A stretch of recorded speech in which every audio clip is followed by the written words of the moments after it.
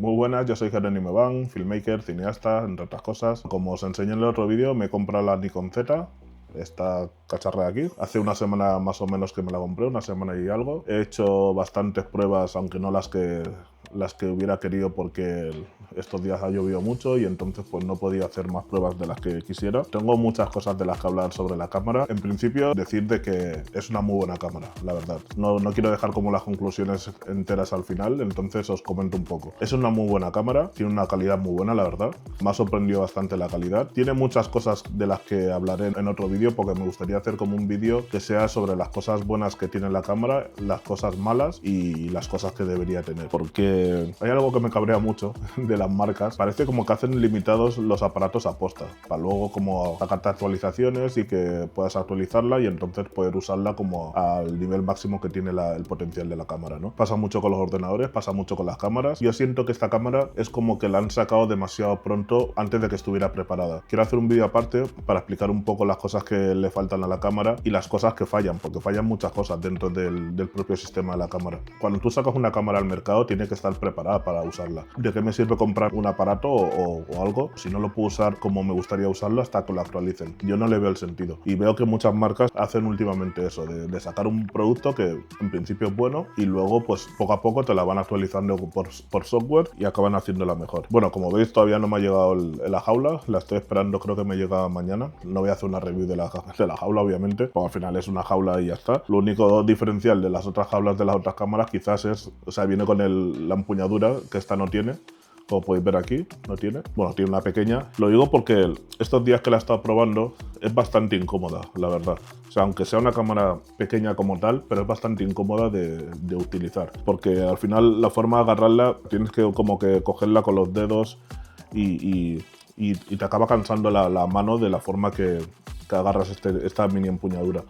Por eso, pues con el rig ya se soluciona todo ese problema. Si os fijáis, cuando tú la coges, tocas los botones como tal. O sea, al poner la mano aquí, como te tienes que apoyar en la parte que va la pantalla, ¿no? En esta parte, pues tocas sin querer los botones, porque al final está tu mano apoyándose encima de los botones. Y eso es pues bastante incómodo, porque tienes que ir como todo el rato con cuidado, ¿no? Y con este botón pasa exactamente lo mismo. Con el botón este de grabar pasa exactamente lo mismo, que cuando la coges, normalmente las cámaras así la cogerías así, ¿no? A ver si se ve bien, así. Y al final siempre tienes este dedo suelto por aquí. Y entonces al tenerlo suelto, pues muchas veces sin querer vas apretando el botón de grabar, o incluso tiene el peligro de que apretes el botón de liberar el objetivo, que es peor aún. O sea, por grabar al menos, pues mira, luego lo borras y ya está, pero que si liberas el objetivo, pues al final se te puede caer y se te puede salir. Y por eso digo que el que sea pequeña está muy bien, pero el que tenga esa forma de cogerla, pues es peligrosa. Es peligrosa y incómoda, porque al final las cámaras de vídeo, sobre todo las tenemos muchas horas en la mano, ya sea cuando la utilizamos para grabar o sea cuando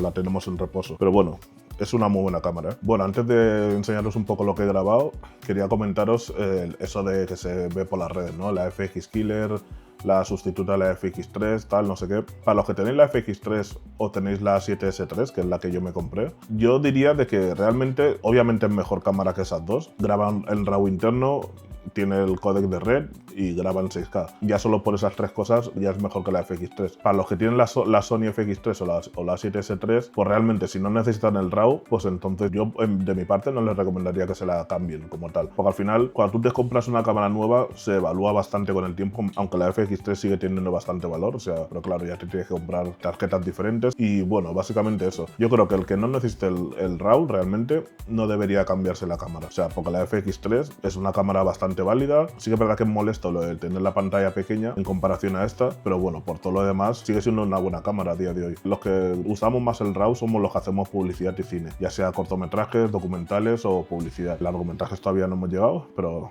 un tiempo al tiempo.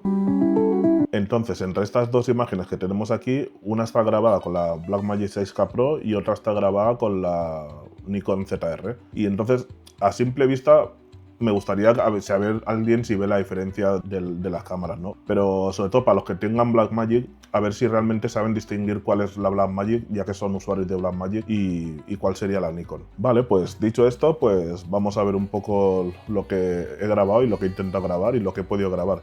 La review que iba a hacer era sobre la Blackmagic, la Nikon y la Sony. Este día salí a la calle como para hacer las primeras pruebas y bueno, pude grabar esto, nada, unos segundos de nada. No sé por qué, si os fijáis aquí, la Sony no enfocaba, estaba el enfoque automático encendido, pero no quería funcionar, no sé por qué. Voy a intentar hacer la pantalla un poco más grande, ¿ves? Y no sé por qué no enfocaba, pero bueno, la cuestión es que este día, si os fijáis aquí en esta parte está lloviendo y de repente se puso a llover cada vez más fuerte y nada, me tuve que ir corriendo, vamos. La primera prueba es sobre el enfoque automático. Las dos pruebas están hechas con el mismo objetivo, que es un Tamron 1728 de Sony.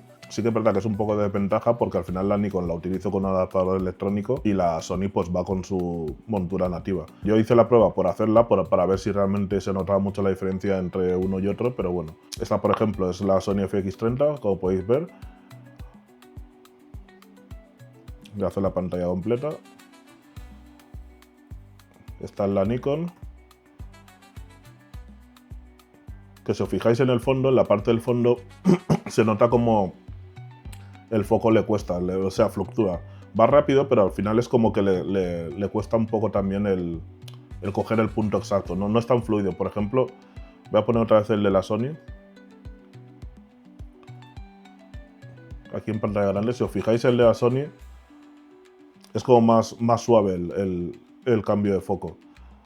Y el de la Nikon, sí que es verdad que he tenido que configurar la cámara para que sea un poco más reactivo, porque es que si no le cuesta mucho al adaptador enfocar.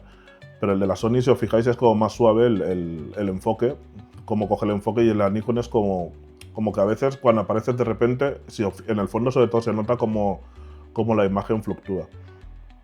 Pero bueno, lo que digo, para ser con adaptadores está bastante bien. Aquí tenemos las dos juntas. Y eso, es bastante rápido, solo que se nota como ese golpe, ¿no? del cambio de foco. Entonces esta prueba la hice con el mismo Tamron, el 1728 2.8. Simplemente quería ver si de noche reconocía las caras también como de día, ¿no? Con la luz de día. Si os fijáis, le cuesta, o sea, le cuesta entre enfocar o el fondo o enfocar la primera planta que tenemos delante. Cuando sale la persona sí que es verdad que la reconoce, pero le cuesta un poco. Aquí, por ejemplo, quise hacer como modo autorretrato para ver si realmente a contraluz también me seguía el foco, pero bastante bien. Aquí, en cambio, al acercarme a la cámara, si os fijáis, le cuesta un montón. Con el adaptador le cuesta mucho, le cuesta bastante enfocar. Vale, vamos con la parte que menos me ha gustado. Entonces, aquí tenemos 4 códecs en la cámara. Bueno, tenemos 5, pero el último no lo he utilizado. Tenemos el RAW de Red, el supuesto RAW de Red, de 12 bits. Tenemos el RAW de Nikon, de 12 bits también. Tenemos el RAW de Apple ProRes, de 12 bits también. Y luego tenemos el H265, que es el de 10 bits. Ese no tiene RAW, tiene el logarítmico de Nikon. Pero, ¿qué es lo que pasa con estos 4 códecs? Por ejemplo, que se ven totalmente diferentes. O sea, para que os hagáis una idea, yo por ejemplo cuando uso la Blackmagic, ya sea que grabo en Apple ProRes o grabo en VRAW, la imagen sigue siendo la misma, o sea, no te cambia la imagen, no te cambian ni la exposición de la cámara, ni las luces, ni te cambian los colores, no te cambia. O sea, es exactamente la misma imagen, o por lo menos a ojo del ser humano no notas la diferencia. Lo que sí que te cambia, obviamente, es en la edición, lo que puedes hacer con el archivo. Y en este caso, en la Nikon, cambia un montón. Este, por ejemplo, es el Nikon de Red, el de 12 bits.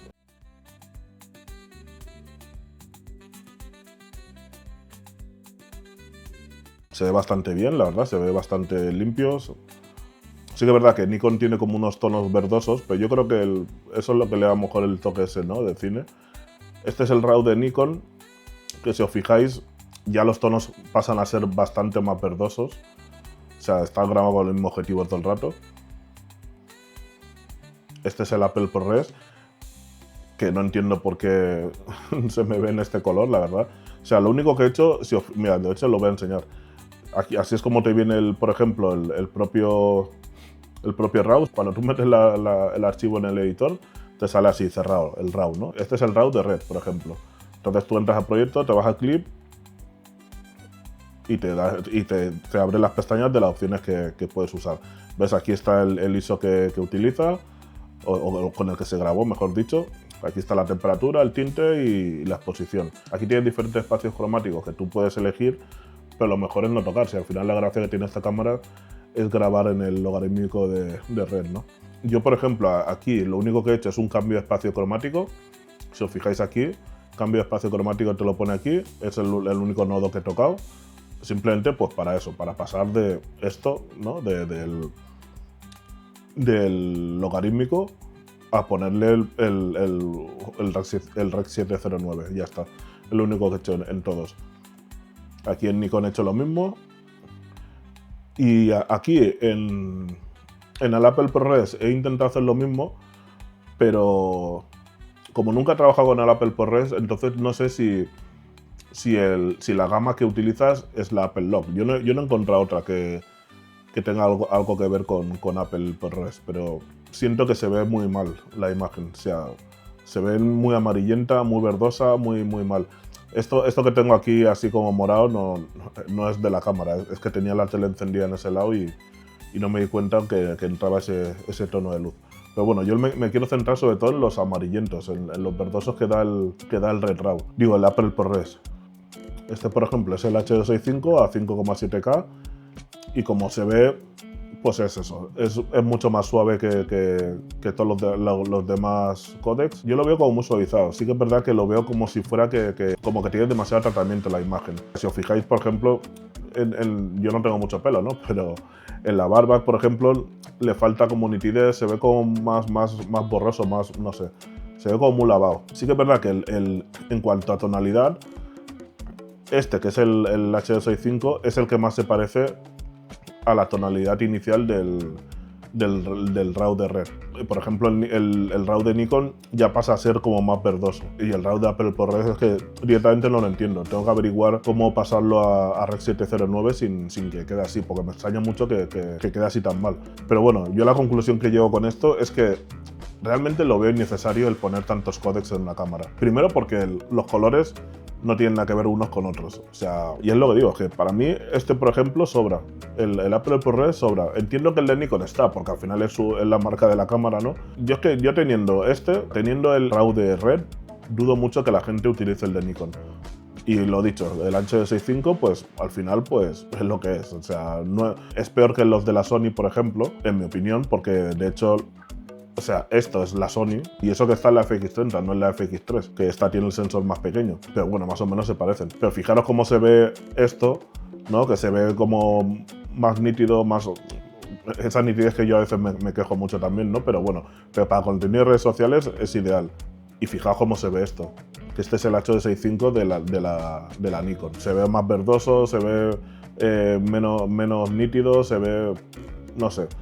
A mí no me acaba de convencer nada el H265, la verdad. Yo para redes sociales creo que pierde bastante esta cámara. Si son para grabar eventos rápidos o bodas, por ejemplo, que las graban normalmente en H265, muy pocas bodas vas a grabarlas en RAW, por ejemplo, y menos con esta cámara, con lo que consume de memoria. Porque sí que es verdad que aquí cuando las comparé las dos juntas, en esta de aquí, es que esto está grabado con el códec de Red. No está grabado con el H265 y por eso de hecho se parecen mucho en cuanto a calidad y en cuanto a nitidez. Solo que están grabados, pues eso, uno es APS-C, por eso está como la cara más cerca, y el otro pues es full frame. Y por eso está como un poco más angular todo, ¿no? O sea, más abierto el plano. Bueno, otra de las cosas que no me gustan de estos códecs, que os lo voy a enseñar ahora, es esto. Si os fijáis aquí, en la parte negra, si hacemos zoom, aquí esto está grabado a ISO 800, acordad, mira, os lo enseño aquí. Si os fijáis aquí, está grabado en el ISO nativo, ISO 800. Entonces, si hacemos zoom aquí y lo ponemos por, yo qué sé, por 200, en verdad da igual. Pues si hacemos zoom aquí, las partes negras están limpias, están relativamente limpias. O sea, no sale ruido prácticamente en el RAW de Red. En cambio, ahora veréis el de Nikon exactamente igual. O sea, el de 800, pero ya va haciendo más ruido. O sea, se ve mucho peor la imagen aquí. O sea, pero bastante peor. Y eso que es el 800 nativo. Y aquí el del Apple ProRes, si os fijáis, peor todavía. O sea, es que si veis toda esta parte, no puede ser que a 800 nativo una imagen se vea tan mal, sea el codec que sea, sino para que es un ISO nativo, ¿no? Y el del H.265, que es este, pues se vuelve a ver limpio otra vez el ISO de 800. Por eso digo que el H.265 es lo más parecido al RAW de Red. El RAW de Apple ProRes, pues mirad, es que se ve aquí, mira, se ve un montón el ruido que hay en un ISO nativo de 800. Es que, ¿ves? Aquí, por ejemplo, vuelve a bajar en el de H.265, o sea, se quita directamente el ruido. Y aquí, como veis en Nikon, se aprecia menos que el Apple ProRes el ruido, pero aún así se nota bastante el ruido. Es el primer problema que yo quería comentar, de que al final tantos códecs no sé para qué los incluyen. Al final no tiene sentido. O sea, por eso al final Blackmagic pues tiene su códec de VRAW, tiene el Apple ProRes porque mira, porque a la gente no se queje de que tiene que grabar todo en RAW. Sí que es verdad que a través de una actualización sacó el Apple ProRes RAW también, porque antes tenía solo el Apple ProRes normal, pero funcionan bien, los de Blackmagic funcionan todos bien. Y en cambio en Nikon pues si esto es así y se va a quedar la cámara así, entonces es una cagada. Entonces está solo la cámara diseñada para usarse en el códec de Red. Y entonces, pues eso. A mí el ruido es algo que me ha matado. Me ha dejado claro que solo puedes usar realmente el códec de Red. Entonces, puesto que el RAW de Red es el único limpio que hay, el único que saca ISOs limpios, pues voy a enseñar un poco la comparativa de los diferentes ISOs que tiene. Vamos a hacer pantalla grande. Este sería el ISO 800, que es el nativo. Vemos que está limpio. Está perfectamente limpio por todas partes. Con el Samyang 35 mm a 2.2. Este sería 1280. Que como podemos ver aquí, si hacemos zoom, aquí ya vemos como que ya empieza a haber ruido. No mucho, pero ya lo hay. Este sería el 3200. Que como podemos ver aquí, hace un ruido parecido al del 1280. Porque mira, de hecho, ahora ha pasado al 3200, entonces sí que se nota bastante más el ruido. Y del 3200 pasamos al segundo ISO nativo, que es el 6400, que aquí vuelve a estar limpio el ruido otra vez. Una cosa que se me había olvidado antes de enseñaros, por ejemplo, es lo que desplegamos aquí en el menú cuando utilizamos un códec de RAW. Aquí, por ejemplo, tenemos el de Red, como podéis ver aquí, en esta parte, y se despliega pues todo esto, ¿no? Se despliega el ISO, que el ISO sí que da igual en el ISO que lo grabes, te deja poner el ISO que quieras, desde 50 hasta 25.600. O sea, te deja elegir el ISO que quieras. Que eso está muy bien, porque eso la Blackmagic, por ejemplo, no lo tiene. La Blackmagic, según el ISO nativo que utilices, te deja utilizar ese hacia abajo y según el otro que utilices, te deja usarlo hacia arriba. Si yo, por ejemplo, en vez de IPP2 elijo versión original, o si os fijáis, veis, todo esto cambia. Aquí te deja desactivar el ruido, la compensación por OLF, nivel de detalle, o sea, según la colimetría que tú elijas. En cambio, el gran problema llega aquí. El Nikon de RAW, que es este, pues aquí el problema del Nikon de RAW es que no puedes no puedes cambiar el ISO. O sea, el ISO con el que grabes es el ISO que te quedas. Y entonces lo único que puedes tocar es todo lo demás, la temperatura, el tinte, la exposición, la nitidez, las sombras, luces, mejorar el color, tal. Pero bueno, todo esto de aquí es lo mismo que tenemos aquí. O sea, exactamente lo mismo. Solo que a lo mejor de aquí pues lo tocamos desde el RAW. En este, por ejemplo, en el de Apple ProRes, el RAW pues es más limitado todavía. Sí que es verdad que tiene todos los ISOs como el Red de RAW. Como vemos aquí, puedes elegir el que quieras. Esto es la exposición, pero bueno, es eso, solo te deja tocar la temperatura y la exposición. Entonces, volviendo un poco a donde lo habíamos dejado antes, que eran los ISOs, ¿no? Los ISOs que tiene la cámara. He querido hacer una prueba con los nativos, que este es, por ejemplo, si os fijáis, tenemos aquí el nativo de Blackmagic, que es el ISO nativo es 400, y el nativo de la Nikon, que es 800. Pues como vemos, más o menos son limpios los dos. O sea, el de RAW ya sabíamos que era limpio y el de Blackmagic a 400 también es bastante limpio. ¿Qué es lo que pasa de noche? Aquí, por ejemplo, tenemos esta imagen que también es algo que os quiero enseñar. Esto está grabado a ISO 6400 de noche, que es el segundo nativo que trae la cámara. Está abierto a 2.8 con el Tamron 17. Y si os fijáis, pues hay algo de ruido, pero es bastante decente. O sea, pensar que también luego podemos, pues eso, limpiar ruido con el reductor de ruido y todo eso. Este, por ejemplo, es el ISO 12800, que obviamente se nota que tiene más ruido, pero aún así lo que digo, con una limpieza de ruido en el editor, usar tranquilamente este nivel de ISO. Y bueno, la ventaja que tiene esto, por ejemplo, es de que esto sí que es algo que quería probar. Si os fijáis, una de las cosas que me gustan, por ejemplo, de esto también, es de que por ejemplo, este clip está grabado a 6400, que es el segundo ISO nativo, y el que sigue está grabado a 12800. La ventaja que yo le veo a esto, bueno, a la cámara en sí, es que al subirla a 12800, veis que aquí lo he subido, me voy un momento a la pantalla grande y si le doy a la flecha para atrás, pues este es el 6400. De hecho, por el texto de la esquina se puede ver. Y es que realmente es la misma imagen, o sea, que esa es la ventaja de grabar en RAW, que al final pues tú puedes utilizar prácticamente la configuración como si grabases en todos los ISOs y como si grabases en todos los white balance, o sea, en todos los balances de blancos. Obviamente no funciona en todos, por lo que he visto, porque, por ejemplo, en este clip de aquí, por ejemplo, está grabado nativamente a 1280. Cuando abres esta pestaña, por ejemplo, te deja elegir todos los ISOs también, desde el más bajo hasta el más alto que tiene la cámara, pero por ejemplo, si yo lo pongo a 6400, le doy a pantalla grande, reproduzco y se ve mal. O sea, se ve fatal, pero fatal de fatal. Y esto lo grabé aposta con menos luz, o sea, con menos ISO, para ver realmente si luego podía utilizar el ISO como quisiera. Por ejemplo, si lo ponemos a 12800, que es lo que habíamos hecho antes con el 6400, por ejemplo, y tampoco funciona, o sea, lo estropea más todavía. O sea, lo estropea, pero muchísimo más todavía. Si os fijáis, es que esto sí que no se puede utilizar y esto sí que no se puede salvar de ninguna manera en edición. ¿Eso qué quiere decir? Que entonces realmente solo podemos grabar en los ISOs nativos para luego poder salvar estas cosas. Si grabamos a 800 o grabamos a 6400, sí que luego podemos utilizar el ISO que queramos y queda limpio. Bueno, entonces os voy a enseñar unas imágenes que grabé con Karina y con Nacho también de noche, que me hicieron un gran favor, la verdad, súper buena gente.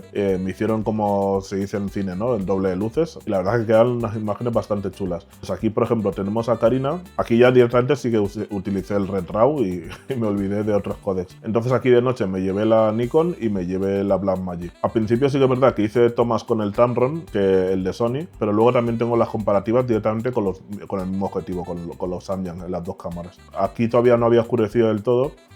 Aquí está grabado en 6400. Pero se ve bastante bien. O sea, aquí está como a contraluz de la farola, por ejemplo. Y se ve bastante bien la imagen. A mí me gusta mucho cómo se ve.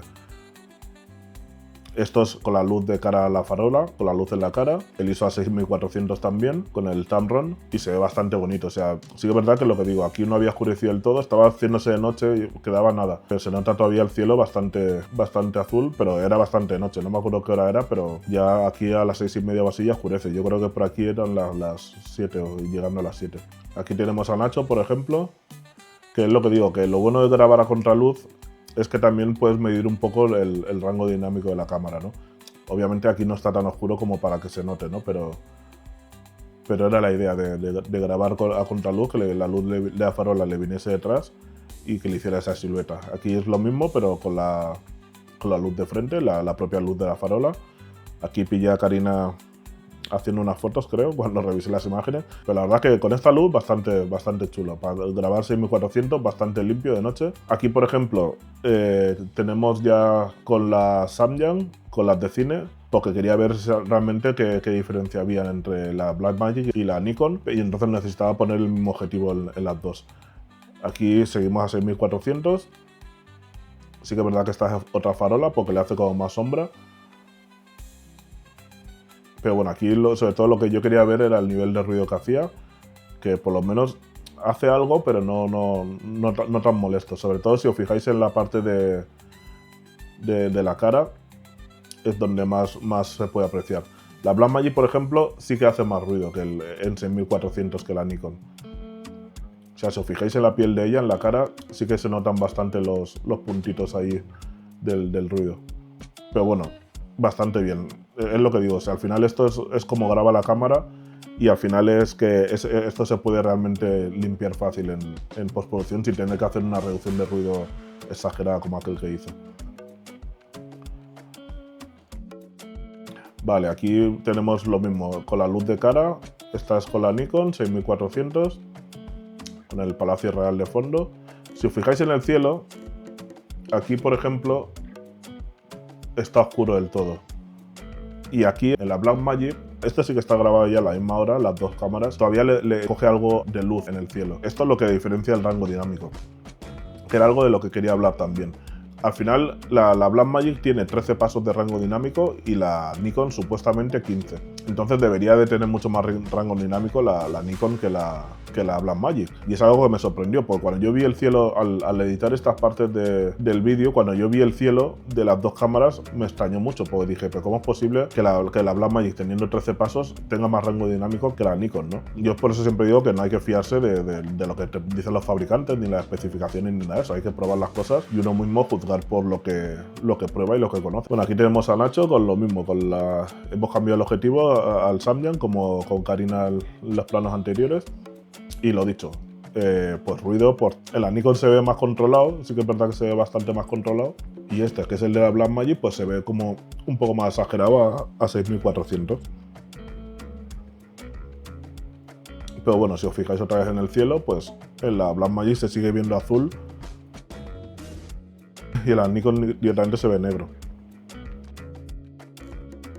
Le he tenido que estabilizar la imagen en post-pro porque no sé por qué, que es otro fallo que tiene la Nikon. Cuando quitas el objetivo automático y le pones un manual, el sensor de repente, el IBIS del sensor se desconecta. O sea, directamente te deja cámara en mano de toda la vida, sin ayuda del estabilizador. Entonces, mirando configuraciones y tal, vi que hay una manera, que encima la tienes que configurar manualmente todo el rato, que cuando tú pones un objetivo manual en la cámara, tienes que configurar para que el iris se active también con el objetivo manual. ¿Cuál es el problema de esto? Que a la que le quitas el objetivo manual y le vuelves a poner el electrónico, se activa automáticamente el IBIS, pero una vez le vuelves a quitar el objetivo automático y le pongas otra vez el manual, tienes que volver a la configuración del menú y volver a activarlo para los objetivos manuales. Es como que no se guarda la configuración.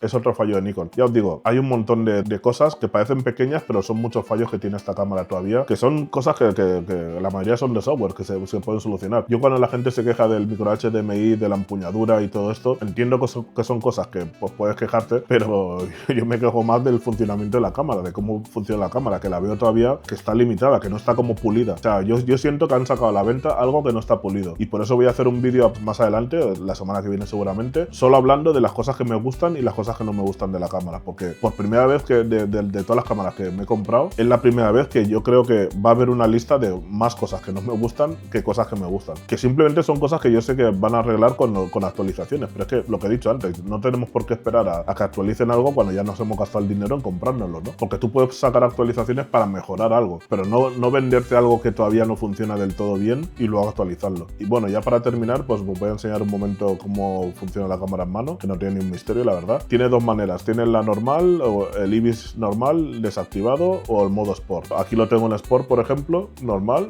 caminando normal, sin hacer los pasos de ninja ni nada de eso. Y bueno, pues la cámara se mueve pues como se tiene que mover una cámara en mano, básicamente. Aquí tenemos a Nacho con todo su flow. Esto ya sí que es con el gimbal, pues la función que da cualquier gimbal, estabilizado, tal. Sí que es verdad que aquí fluctúa un poco el enfoque cuando hago el giro ese de 90 grados, pero bueno. Aquí tenemos a Karina en su pasarela, súper bien, con el fondo ahí todo guapa. Pero bien, la estabilización pues bien, muy bien, normal.